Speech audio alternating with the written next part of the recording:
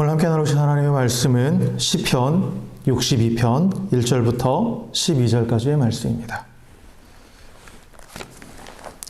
구약성경 시편 62편 1절부터 12절까지의 말씀, 우리 한 절씩 교독하겠습니다.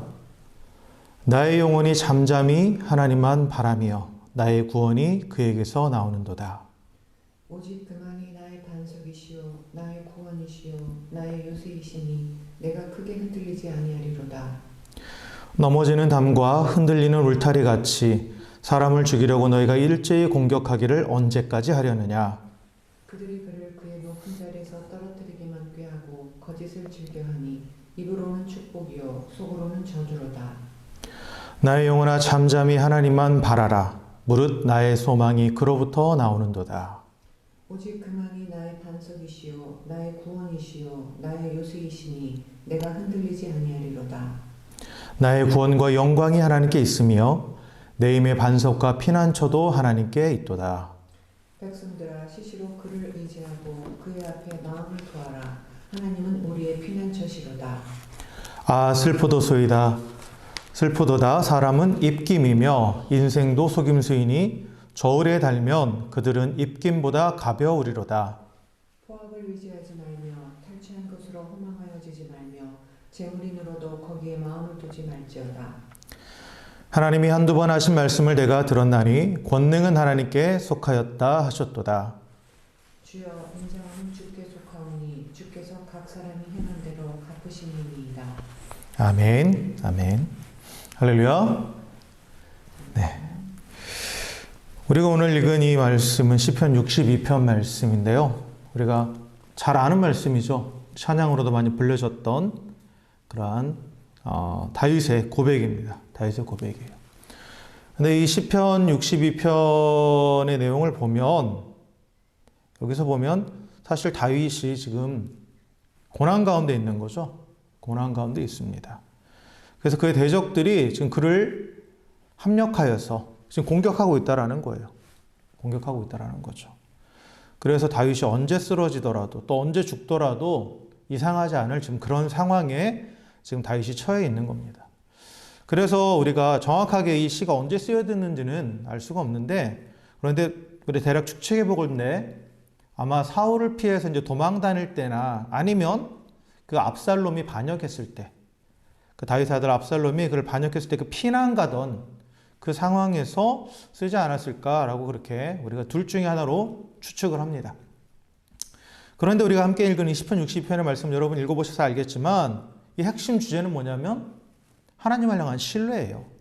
그렇죠? 신뢰입니다. 그 자신을 파멸시키려는 그 적들에게 지금 다윗은 둘러싸여 있는데, 그런데 그 가운데서 그는 하나님을 철저하게 신뢰하고 있죠.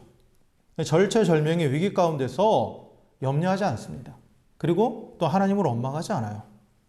이 폭풍과 같이 몰아치는, 그래도 정말 언제 흔들려서 쓰러질지 모르는 그 상황 가운데서도 다윗은 하나님을 신뢰하기 때문에 자기가 요동하지 않는다고, 흔들리지 않는다고 그렇게 고백하면서 잠잠히 지금 하나님만 바란다라고 그렇게 말하죠. 그래서 바란다라는 것은 바라보다라는 의미가 아니라 기다린다라는 뜻입니다. 기다린다. 하나님만 기다린다라는 걸 의미해요.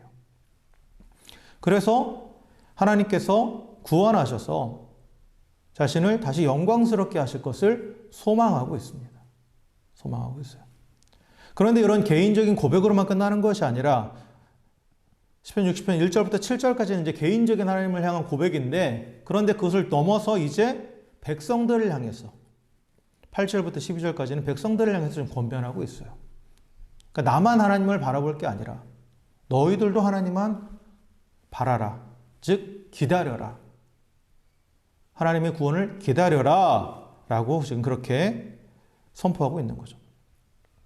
그래서 우리가 오늘 이 시편의 내용을 쭉 살펴보면서 사실 또다시 코비드로 인해서 우리가 락다운되어 있고 정말 또 이 반복되는 이 상황들이 어떻게 보면 좀 무뎌져 있기도 하지만 때로는 이것이 우리 가운데 또 절망감을 주는데, 그런데 그런 상황에서 우리가 어떻게 해야 정말 낭망하지 않고 절망하지 않고 또 소망 가운데에 승리하며 살아갈 수 있는지 그 비결을 오늘 이 시편 60편의 말씀을 통해서 함께 살펴보고자 합니다.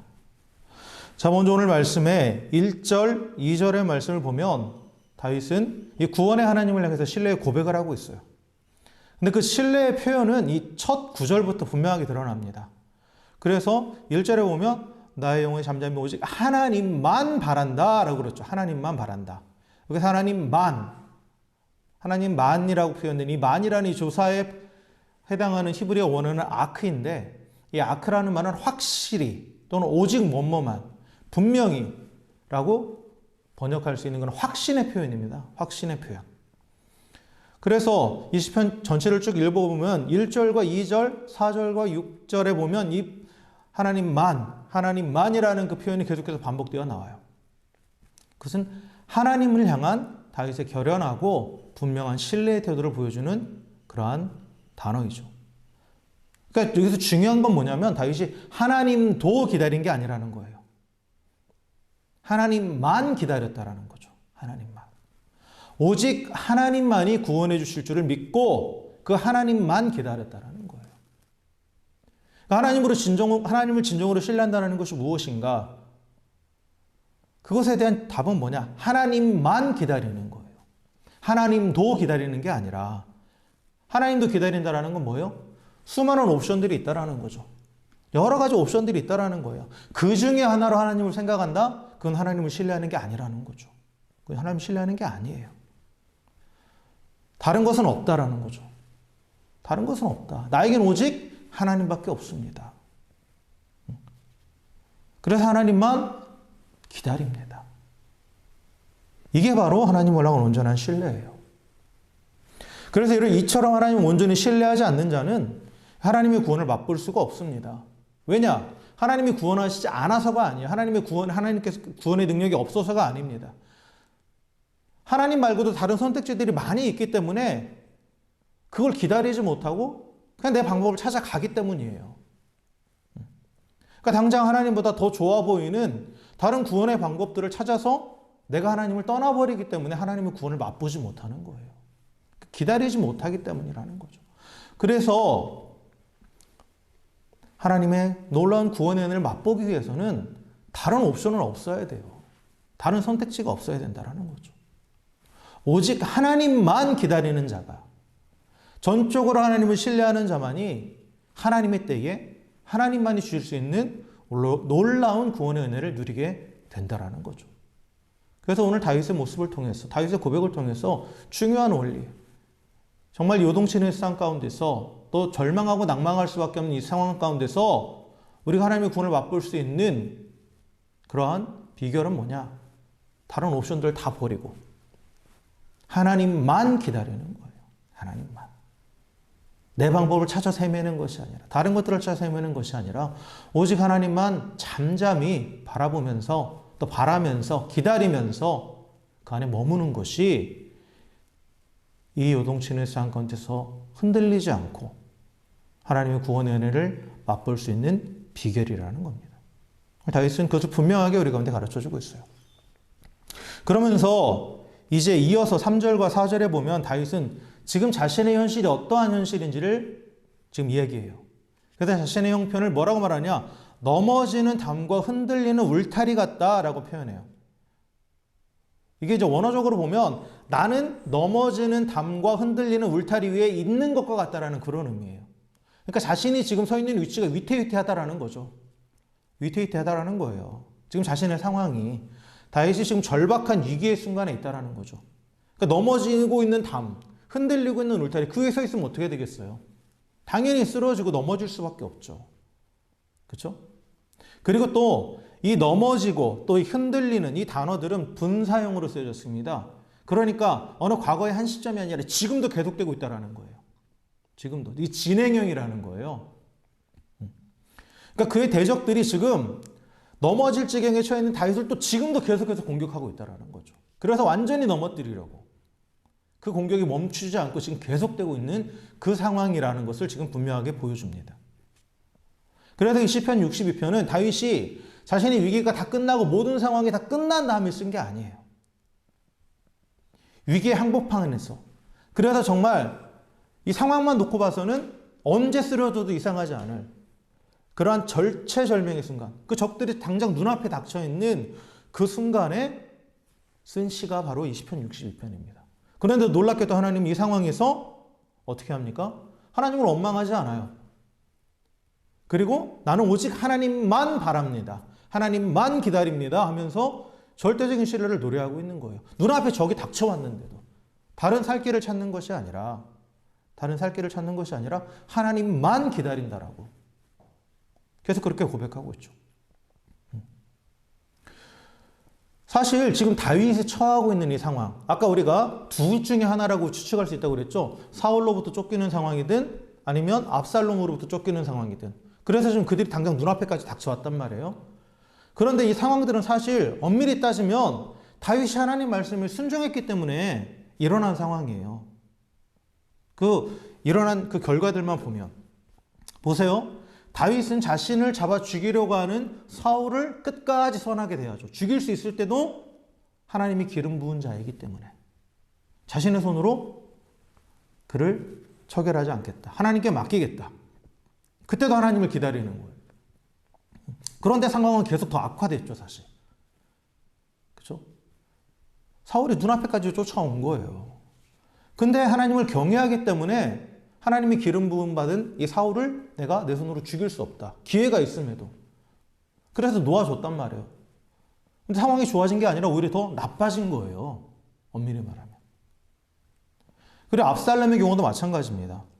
압살롬의 경우도 압살롬이 그를 반역하고 예루살렘으로 쳐들어올 때 다윗은 그것이 자신이 하나님 앞에 이전에 범죄했던 그 죄의 결과라는 걸 알았어요. 그렇기 때문에 압살롬과 싸우는 것을 택하지 않고 그 자리를 피하는 것을 택했습니다. 피하는 것을 택했어요. 그런데 압살롬은 어떻게 합니까? 군대를 조직해서 더 막 뒤쫓아오는 거예요. 지금 당장 죽이려고. 그런 계획을 짜고 있는 거예요. 그러니까 그 상황인데 이 상황에서 지금 다윗이 이러한 시를 쓴 거예요. 자신은 하나님을 경외하고 하나님의 뜻이 있다는 걸 알기 때문에 내 힘으로 뭐 할 수 있는데도 안 한 거죠. 내 힘을 의지해서 뭔가 할 수 있는데도 하지 않은 거예요. 그냥 가만히 있었던 거예요. 그런데 상황은 더 악화됐죠. 이쯤 되면 어떻겠어요? 충분히 실망할 만하고 낙심될 만하죠. 그리고 또 하나님 원망할 만해요. 그잖아요. 그런데 다윗은 어떻게 합니까? 낙심하지도 않고 하나님을 원망하지도 않아요. 원망하지도 않아요. 근데 이 상황에서 다윗이 5절부터 7절에 보면 사실 약간 흔들렸다는 걸 우리가 알 수 있어요. 왜냐하면 다윗이 이제는 처음에는 내 영혼이 잠잠히 하나님만 바란다 라고 이렇게 얘기했다가 5절에서는 내 영혼에게 명령을 합니다. 잠잠히 하나님만 바라라 라고 명령을 해요. 그러니까 이런 상황 앞에서 자신도 약간 흔들릴 수밖에 없었다라는 거죠. 그런데 그것을 원망하고 낙심하는 것이 아니라 다시 한번 그 상황을 통해서 자신의 영혼에게 명령을 하는 거죠. 낙심하지 말고 낭망하지 말고 원망하지 말고 하나님만 바라라 라고 선포하는 거예요. 선포하는 거죠. 그리고 나의 소망이 오직 하나님께만 있다. 스스로에게 자신에게 들으라고 자신의 영혼을 향해서 선포하고 있는 거예요. 선포하고 있는 거죠. 사실 우리가 이 절망적인 상황들 특별히 또 주의 말씀에 순종해서 나아갈 때 그 상황들이 꼬이는 현실을 바라볼 때 주변에서도 부정적인 얘기들이 들리죠. 그리고 스스로도 내 안에도 그런 상황으로 인해서 부정적인 소리가 나에게 들려와요. 그죠? 근데 그 소리에 귀를 기울이면 낙심하게 되는 거예요. 마음이 무너진다라는 표현이죠. 낙심이. 마음이 무너져 내리기 시작해요. 마음이 무너지면 그걸로 끝나는 게 아니에요. 마음이 무너진 사람들은 반드시 그 무너진 마음을 가지고 원망할 대상을 찾아요. 원망할 대상을 찾습니다. 특별히 하나님 앞에 순종했는데 이런 상황이 오면 당연히 하나님을 또 원망하게 돼요. 하나님 계신 거 맞아요? 왜 상황이 더 어려워져요? 하고 원망이 막 솟아오를 수밖에 없어요. 그때 우리는 다윗처럼 행동해야 되는 거죠. 계속해서 들려오는 부정적인 목소리에 귀를 막아야 된다는 거예요. 귀를 막는 방법은 뭐냐? 하나님을 바라보라고 선포하라는 거죠. 스스로. 그리고 하나님만에 대해 소망이라고 선포하라는 거예요.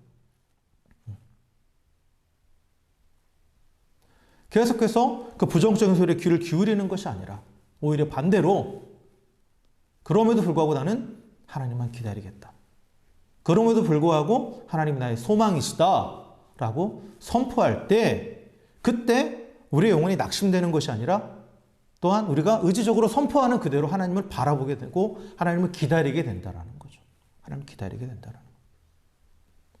다윗은 아무리 자신이 처한 상황이 원하는 대로 되지 않고 오히려 더 악화되는 상황에서도 또 자신이 그렇게 선을 베풀었는데 하나님 뜻을 행했는데도 계속해서 정말 더 어려워지는 그 상황 가운데서도 그는 그 부정적인 소리에 귀를 기울이고 낙심하거나 또 하나님을 원망하지 않고 또 다른 곳으로 눈을 돌리지 않고 오직 하나님만 기다렸다라는 거예요. 하나님만 기다리면서 하나님이 행하실 영광스러운 구원을 그는 소망합니다. 소망해요. 그래서 하나님이 나의 구원이시고 나의 영광이시다. 나의 구원과 나의 영광이라는 의미는 하나로 합쳐져서 영광스러운 구원을 주시는 분이라고 그렇게 우리가 번역할 수 있죠. 그래서 하나님만 기다리면서 하나님이 행하실 영광스러운 구원을 나는 소망한다. 라고 다시 한번 선포합니다. 그런데 이건 사실 그저 막연한 기다림이나 기대가 아니에요. 그리고 포기하는 것도 아니에요. 자기 암시나 최면도 아니고 또 우리가 흔히 말하는 긍정적으로 바라보라는 긍정의 힘을 의지하는 것도 절대 아닙니다. 이것은 하나님을 향한 절대적인 신뢰를 의미해요. 근데 이 신뢰는 뭐로부터 비롯됐느냐? 다윗이 하나님을 안다라는 거죠. 다윗이 하나님을 알았다라는 거예요. 다윗이 하나님을 온전히 알았어요. 여기서 온전히 안다라는 말은 귀로 들어서 하는 지식적인 알을 말하는 게 아니라 인격적으로 만나고 경험해서 아는 알을 말합니다. 그래서 다윗은 지금까지 그의 삶의 자리에서 수없이 하나님을 경험해 왔어요. 그래서 하나님을 안 거예요. 그가 경험한 하나님 어떤 하나님이냐? 깊은 웅덩이와 수렁에서 자신을 건져내실 뿐만 아니라 또 나의 발을 반석 위에 세우시고 나를 높은 곳에 다니게 하시는, 즉 영화롭게 하시는 그 하나님의 영광스러운 구원을 그는 경험했다라는 거예요. 매일매일 삶의 순간순간마다. 다윗이 역사의 전면에 등장한 사건이 바로 골리앗과의 싸움이잖아요. 그 골리앗과 싸우는 그때부터 다윗은 하나님을 이렇게 고백합니다. 다윗을 걱정하는 사울 앞에서 다윗이 이렇게 얘기해요. 주의 종이 아버지의 양을 칠 때에 사자나 곰이 와서 양떼에서 새끼를 물어가면 내가 따라가서 그것을 치고 그 입에서 새끼를 건져내었고 그것이 일어나 나를 해하고자 하면 내가 그 수염을 잡고 그것을 쳐 죽였나이다. 주의 종이 사자와 곰도 쳤은즉 살아계신 하나님의 군대를 모욕한 이 할례받지 않은 블레셋 사람이리이까 그가 그 짐승의 하나와 같이 되리이다. 또 다윗이 이르되 여호와께서 나를 사자의 발톱과 곰의 발톱에서 건져내셨은즉 나를 이 블레셋 사람의 손에서도 건져내시리이다 라고 고백하는 거. 그게 이제 사무엘상 17장에 있는 말씀이죠. 다윗이 블레셋 그 거인 골리앗 앞에 섰을 때도 그는 객기로 선 게 아니에요. 다들 객기 부린다고 생각했죠. 그의 형도 막 야단치고. 그런데 객기가 아니었죠. 하나님이 이미 경험해서 알았기 때문이죠. 그 하나님을 향한 철저한 신뢰가 있었기 때문에 그는 골리앗 앞에 설 수 있었어요. 지금 이 상황도 마찬가지예요. 비록 지금 쓰러질 수밖에 없는 그런 상황이지만 이게 자포자기하고 될 대로 되라가 아니라 그리고 막연한 기대가 아니라 그는 확신 가운데 이 하나님을 고백하고 있는 거예요. 하나님의 구원을 확신하고 있는 거죠. 확신하고 있는 거예요. 그래서 하나님께서 영광스러운 구원을 베푸실 것을 소망하면서 확신하면서 잠잠히 하나님을 기다릴 때 그는 뭐를 끼느냐? 다시 하나님께서 나의 반석이 되신다. 나의 능력이 되신다. 그리고 나의 피난처가 되신다는 걸 다시 한번 확인하는 거예요. 그래서 마음이 더 이상 흔들리지 않는 거죠.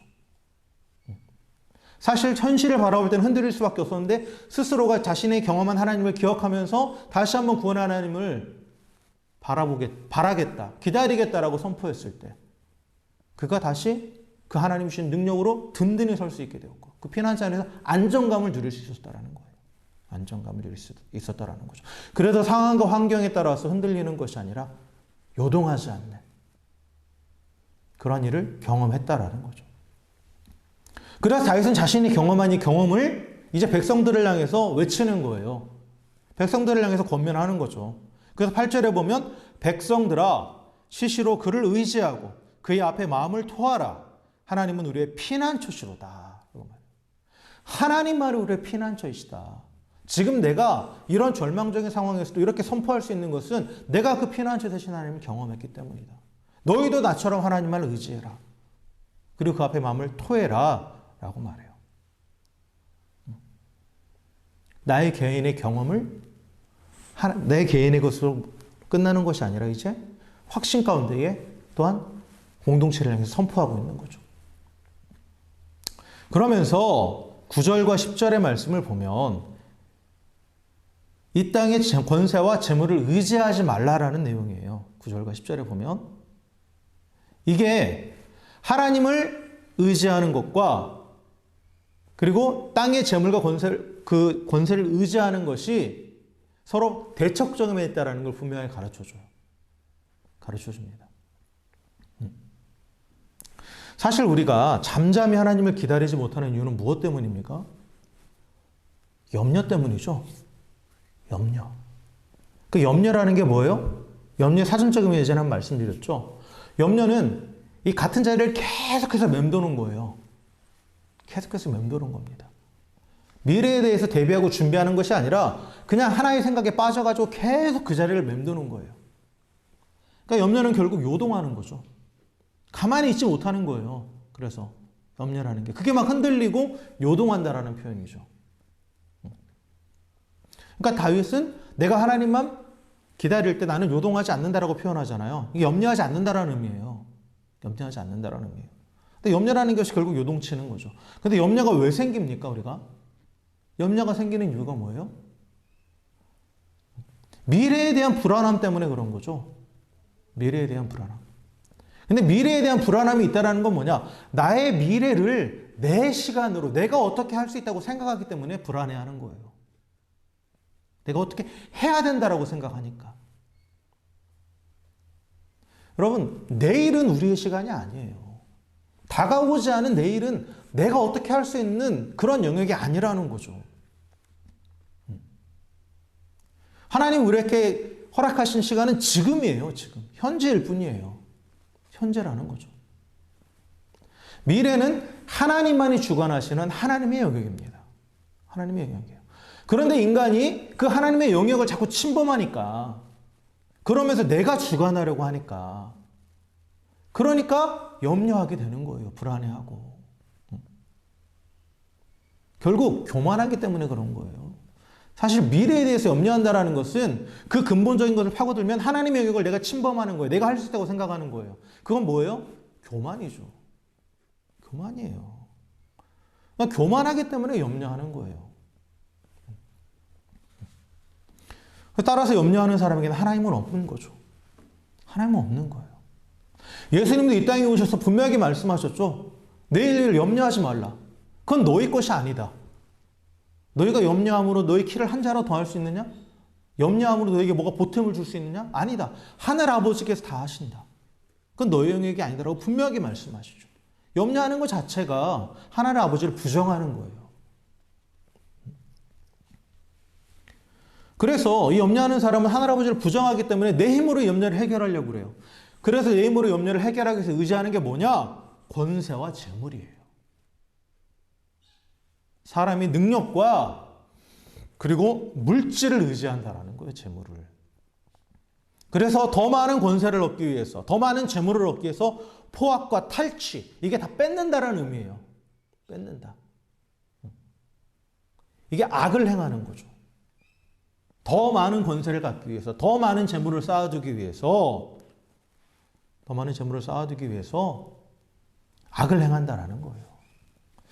그러나 오늘 9절의 말씀 보면 이 땅에서의 인간의 권세가 아무리 위세를 떨치고 대단해 보여도 하나님 앞에서 한낱 입김에 불과하다. 통에 한 방울의 물과 같다. 저울에 잴 수도 없는 그런 티끌에 지나지 않는다라고 말하죠. 그만큼 가볍다라는 거예요. 아무 의미가 없다라는 거죠. 그건 안전하지도 않고 영원하지도 않은 거예요. 또 재물 역시 마찬가지입니다. 재물은 인간의 마음에 안정과 평안을 줄 것처럼 보입니다. 그래서 사람들이 재물을 쌓아두려고 그러잖아요. 쌓아두려고 그래요. 그런데 오히려 이 재물이 염려의 원인이 되죠.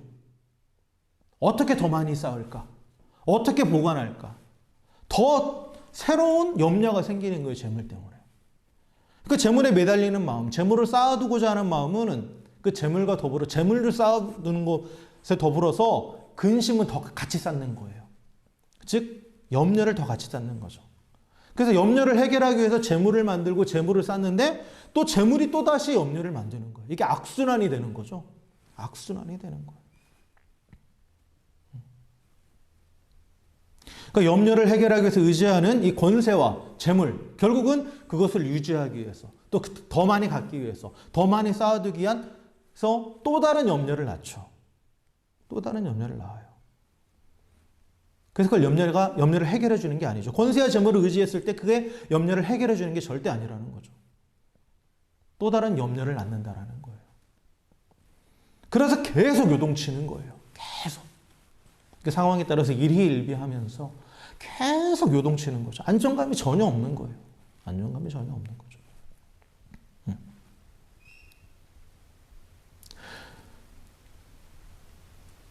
그래서 다윗은 그러한 세상의 권세와 또한 재물을 의지하지 말라. 그것을 의지하지 말라. 그것이 많이 쌓였다고 해서 의지하지 말라.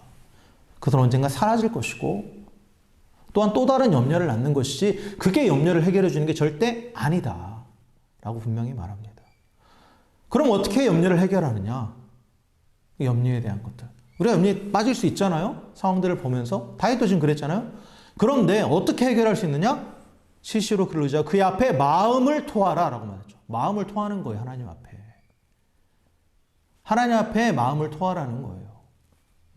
이 마음을 토할 때 염려하지 않고 하나님만 의지할 수 있는 거예요. 하나님만 바라볼 수 있는 거예요.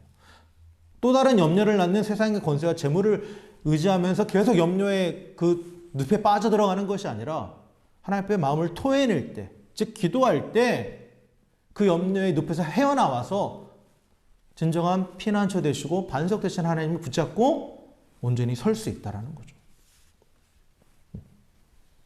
그래서 마음을 토하라는 거예요. 기도하라는 거죠. 사도 바울도 똑같은 말을 했죠. 빌립보서 4장 6절에 7절에 보면 아무것도 염려하지 말고 다만 모든 일에 기도와 간구로 너희 구할 것을 감사함으로 하나님께 아뢰라. 그리하면 모든 지각에 뛰어난 하나님의 평강이 그리스도 예수 안에서 너희 마음과 생각을 지키시리라. 그래서 하나님 앞에서 내 마음을 토해내는 기도로 나의 미래를 온전히 맡길 때 염려가 사라지는 거예요. 그리고 그런데 뭐가 임합니까? 평안함이 임한다라는 거죠. 염려에 사로잡혀 있으면 염려는 미친 듯이 제자리를 맴도는 거라고 했잖아요. 앞으로 나가지 못하는 거예요. 앞으로 나가지 못해요. 그런데 하나님 앞에 모든 걸 맡길 때, 토해내면서 모든 것을 맡길 때 염려가 사라지고, 그래서 그것을 벗어나서 하나님이 이미 예비해 놓으신 그 내일을 향해서 나아갈 수 있게 되는 거죠. 분명히 아십시오. 염려하면서 권세와 재물을 의지하는 것은 결코 미래를 준비하는 게 아니에요. 준비하는 게 아닙니다. 오히려 그 자리에서 맴돌다가 주저앉게 만들어버리는 거예요. 그거는. 근데 오직 하나님만 의지하며 기도하는 자만이 평안함 가운데서 주님이 예비하신 미래, 즉 영광스러운 구원을 향해 나아가는 거예요. 이 구원이라는 것이 우리의 삶 가운데서 일어나는 모든 문제에서도 구원도 의미합니다. 또한 장차 우리가 경험하게 될 구원의 완성도 의미하죠. 그 모든 날마다 경험하는 삶 가운데서 구원을 경험하면서 장차 또 영원한 구원의 완성을 향해서 나아가게 된다는 거예요.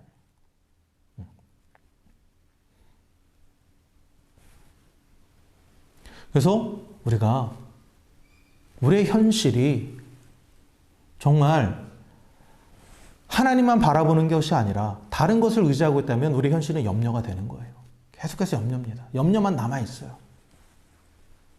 그러나 기도함으로 마음을 하나님 앞에 토해내고 하나님께 맡길 때 우리는 현실이나 과거에 매이지 않고 계속해서 앞으로 나아가게 된다는 거죠. 영광스러운 구원을 향해서 하나님이 예비하신 그것을 소망하면서 한 걸음 한 걸음 나아갈 수 있게 되는 거죠. 그러면서 마지막에 다윗은 이제 11절과 12절에서 우리가 그 하나님의 영광스러운 구원을 소망할 수 있는 이유가 무엇인지를 분명하게 다시 한번 이야기해 줘요. 왜 하나님께서 우리를 결국은 그렇게 영광스러운 구원을 허락하시고 우리 가운데 그걸 주실 수 있는지에 대한 그 근거를 밝히고 있습니다. 그게 뭐냐? 하나님이 권능의 하나님이고 인자의 하나님이기 때문이라는 거예요. 그래서 오늘 이 11절에 보면 다윗이 이렇게 말하죠. 하나님이 한두 번 하신 말씀을 내가 들었나니 권능은 하나님께 속하였다 하셨도다. 그 12절에서는 주여 인자하시면 주께 속하오니 주께서 각 사람이 행한 대로 갚으심이니이다 라고 이렇게 되어 있어요. 이게 무슨 말인지 우리말로 좀 이해가 잘 되지 않는데 원어나 그 영어 성경을 보면 이렇게 되어 있어요. 하나님이 한 번 말씀하셨고 내가 그것을 두 번 들었다라는 거예요. 이게 수사학적인 표현인데 뭐냐? 하나님이 하신 말씀 내가 분명히 들었다라는 거예요. 하나님은 한 번 말씀하셨는데 내가 두 번 들었다라는 것은 분명히 들었다라는 거죠. 하나님이 하신 말씀이 뭐냐? 하나님은 권능의 하나님이다. 또 하나님은 인자의 하나님이다. 그리고 하나님은 각 사람 행한 대로 갚으시는 분이다. 그것에 대해서 하나님께서 말씀해 주셨고 그리고 다윗은 내가 그것을 분명히 들었다라는 거예요. 하나님의 어떠하심, 하나님의 성품과 하나님의 사역에 대해서 분명하게 들었다라는 거죠. 그래서 권능의 하나님이라는 것. 권능의 하나님. 권능의 하나님이라는 권능이라는 말은 그가 뜻하신 대로 모든 일을 성취하신다라는 의미예요. 뜻하신 대로 모든 일을 성취하시는 하나님이라는 거죠. 그리고 인자라는 말은 이 히브리 말로 헤세드예요. 헤세드. 그래서 영어 성경들 보면 unfailing love 또는 steadfast love. 꾸준한 사랑, 실패하지 않는 사랑 이렇게 되어 있죠. 그렇죠? 그러니까 하나님의 변함없는 사랑을 의미합니다. 영원한 사랑을 의미하는 거예요, 인자가. 근데 이 인자는 결국 하나님의 언약과 관련되어 있어요. 언약적인 사랑을 말해요. 언약의 성취를 위해서 하나님께서 베푸시는 자비와 은혜를 뜻합니다. 그러니까 하나님은 그 언약하신 대로 모든 것을 이루시는 권능의 하나님이고 그리고 그 언약의 성취를 위해서 신실하게 자비와 은혜를 베푸시는 분이라는 거예요. 근데 하나님의 약속은 뭐냐? 영광스러운 구원이거든요. 영광스러운 구원이에요. 그래서 하나님의 영광스러운 구원을 약속하셨을 뿐만 아니라 그 언약에 신실하시며 언약대로 모든 것을 성취하시는 하나님이라는 거죠. 그러니까 그 하나님의 성품을 알기 때문에 그 하나님의 성품을 의지하기 때문에 그가 자신 있게 내 상황과 환경에 상관없이 내가 하나님만 기다리면 영광스러운 구원이 나의 것이라고 소망할 수 있다는 거예요. 나의 어떠한 건 상관없죠. 하나님이 언약을 성취하시는 권능의 하나님이시고 또 언약에 신실하신 인자의 하나님이시기 때문에 자비와 은혜를 베푸셔서 그 언약하신 대로 반드시 성취하시는 하나님이시기 때문에 내가 잠잠히 하나님만을 기다릴 수 있다라는 거예요. 너희들도 그 권능과 인자의 하나님을 바라보라, 기다리라는 거죠. 결국 하나님의 성품을 묵상하라는 거예요. 잠잠히 하나님만 기다린다라는 것은 그냥 속된 표현으로 멍 때리고 있으라는 게 아니라 권능의 하나님을 묵상하고 또한 인자의 하나님을 묵상하라는 거예요. 하나님의 성품을. 언약하신 대로 성취하시는 능력이 있으신 하나님. 또한 그 언약에 신실하셔서 그 언약을 지키시기 위해서 자비와 은혜를 베푸시는 하나님. 그 하나님을 묵상하라는 거죠. 그 하나님을 묵상할 때 확신이 생기는 거예요. 그리고 그게 바로 믿음입니다. 온전한 믿음이에요. 그래서 마지막에 보면 하나님은 행한 대로 갚아주신다라고 얘기했죠. 그렇죠? 각 사람이 행한 대로 갚아주신다. 행한 대로 갚아주신다. 행한 대로 갚아주신다는 게 바로 하나님의 영광스러운 구원이거든요. 그런데 행함으로 인해서 구원받는다 이런 의미가 절대 아니에요. 여기서 행한다라는 건 말은 뭐냐? 믿음의 행함이에요. 믿음의 행함. 우리는 분명히 구원은 믿음을 통해서 받는다는 것을 알고 있죠. 하나님을 절대적으로 신뢰하는 믿음으로 구원받아요. 근데 절대적으로 신뢰하는 믿음은 우리 삶 가운데 행함으로 드러나는 거죠. 그 믿음의 행함이 뭡니까? 그 믿음의 하나님을 전적으로 신뢰한다는 그 믿음의 행동이 바로 잠잠히 하나님을 기다리는 거예요. 잠잠히 하나님을 기다리는 것. 권세와 재물을 의지하지 않고 오직 하나님만 잠잠히 기다리는 것. 그게 하나님이 보시는 믿음의 행위라는 거죠. 그래서 하나님 성품을 묵상하면서 잠잠히 그 하나님을 신뢰하고 기다릴 때 그때 하나님께서 그 믿음대로 그 행함대로 갚아주신다라는 거예요. 갚아주신다라는 거죠. 그가 믿고 소망하는 영광스러운 구원을 베풀어 주신다라는 거죠. 당장 눈앞의 문제로부터도 다 하나님께서 구원해 주시는 거고 또한 계속해서 우리 삶의 모든 상황 가운데서 하나님께서 건져내 주셔서 영화롭게 하시는 거고 궁극적으로 영광스러운 하나님의 나라에 들어가서 구원의 완성을 맛보게 하신다라는 거예요. 그래서 우리가 잠잠히 하나님만 바라볼 수 있는 그 근거는 하나님의 성품입니다. 그리고 하나님의 약속이죠.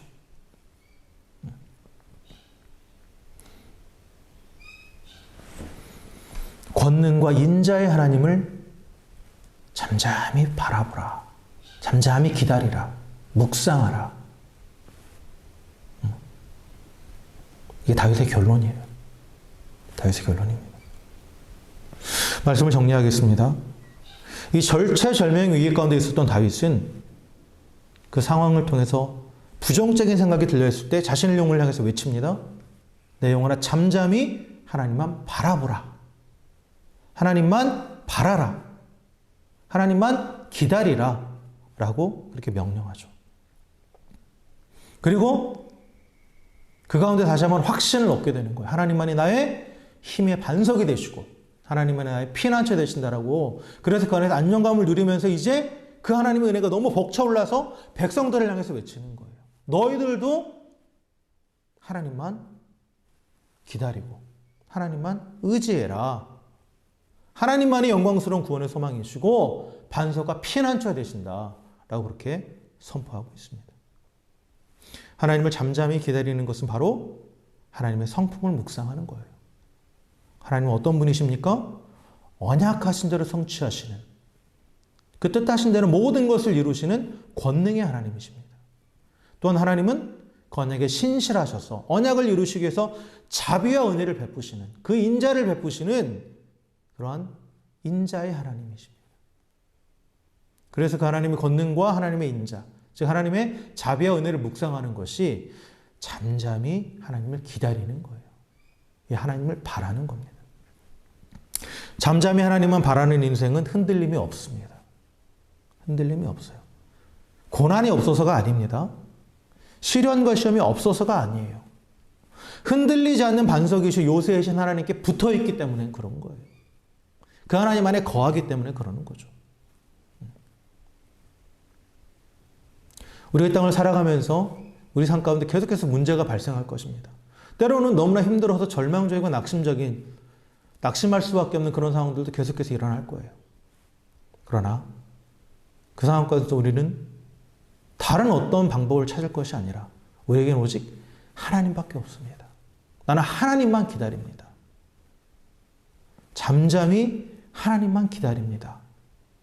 그리고 나를 향해서 나의 영혼을 향해서 내 영혼아 잠잠히 하나님만 기다려라 라고 선포할 수 있는 우리 모두가 되기를 주의 이름으로 축원합니다.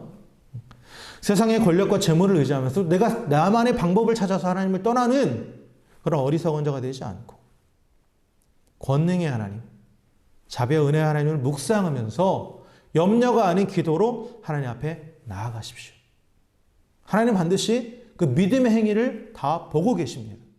그리고 그 믿음의 행위대로 반드시 갚아주십니다. 그래서 우리의 믿음대로, 우리의 믿음의 행함대로 모든 문제에서 우리를 구원하시고 우리를 영화롭게 하시는 그 하나님을 날마다 우리 삶 가운데 경험할 수 있는 우리 모두가 되기를 주의 이름으로 간절히 축원합니다. 그래서 나만 또한 그 하나님의 그 놀라운 은혜를 경험하는 것으로 그치는 것이 아니라 이제 그 하나님의 은혜가 너무 놀랍고 또 그 벅차올라서 주변의 모든 사람들에게까지도 잠잠히 하나님만 바라라고 잠잠히 하나님만 기다리고 모든 상황에서 하나님만을 신뢰하라고 그렇게 선포할 수 있는 우리 모두가 되기를 다시 한번 주의 이름으로 간절히 축원합니다. 함께 기도하겠습니다.